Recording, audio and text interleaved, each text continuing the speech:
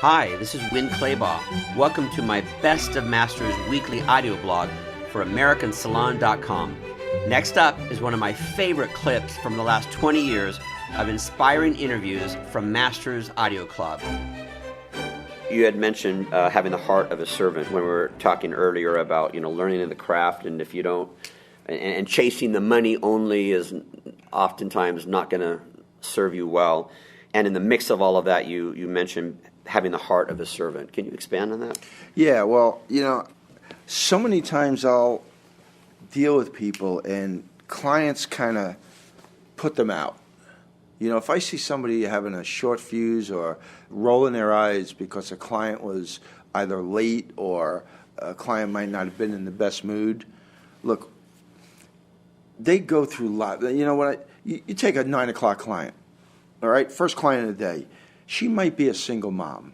She might have gotten up at 5:30, 6 o'clock that morning, having bathed the child, get their lunch ready, get them off to school or daycare, her go into work early, possibly a boss who was not in a good mood, and, for her to get that day started and then maybe be able to get out from work and come into the salon and get service because she needed a haircut or color. Well, there could be a million reasons why she's not in the best mood, and it's my job to make sure that no matter what, I will not give them permission to not allow me to spoil them.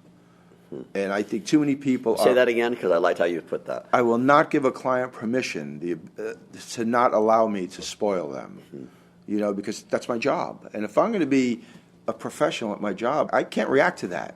If anything, I got to take it and embrace it and say, now, how do I get through that? Because you're not going to get around it.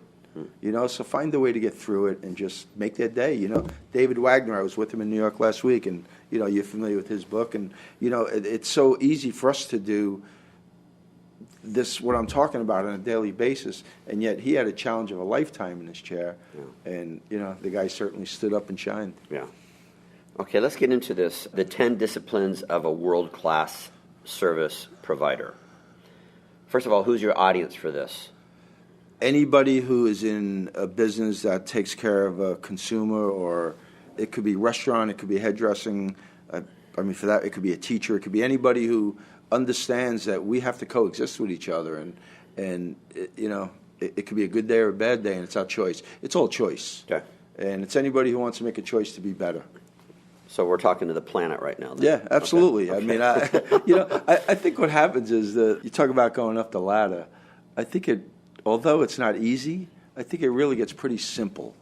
And this is quite simplified. There's nothing earth-shattering here, but I do know one thing. I've had the ability to talk to people outside the beauty business that have been extremely successful in their worlds.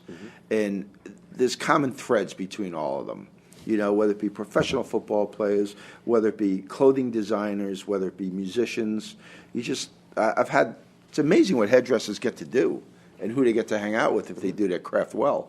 And you just start seeing commonalities amongst these people. And that's really what this is. This is just kind of a conglomeration of realizing that winners tend to think alike. And people that do things world-class do things different than people that don't do things world-class. And that's kind of how all this presentation came about. Well, if there's somebody who's taken the time to listen to this, I have a feeling that they're hungry for this information, so let's just jump into it. Great. So number one is realize there is no there. And I think that's the key to all of this. The reason why it's number one is for that purpose. I can remember when I was an assistant and I couldn't wait to get on the floor. Right. And the second I got on the floor, I couldn't wait to become a level 3. And the second I couldn't wait to become an instructor. I couldn't wait to be, and it seems like we're always like trying to get there. When you're 16, you can't wait to become 18 so you can drive. And then when you're 18, you can't wait to become 21 so you can drink. And, I think we waste a lot of time chasing the dream or chasing, in Italian there's a saying that they see Americans and they see the way we live and they say, that we're always chasing the monster instead of just stopping and kind of smelling the coffee, right? So there is no there comes, in my opinion, that once I realize there's no there, I'm able to enjoy the moment now and know that I have to keep striving to eventually get wherever there might be, right? I used to in business, it'd be like, why can't we get our act together? Why do we have redos? Why aren't we running a better business? Why aren't we this? And I kept thinking someday if we just put all that together, it'd be so easy. Well, yeah, right. There is no there.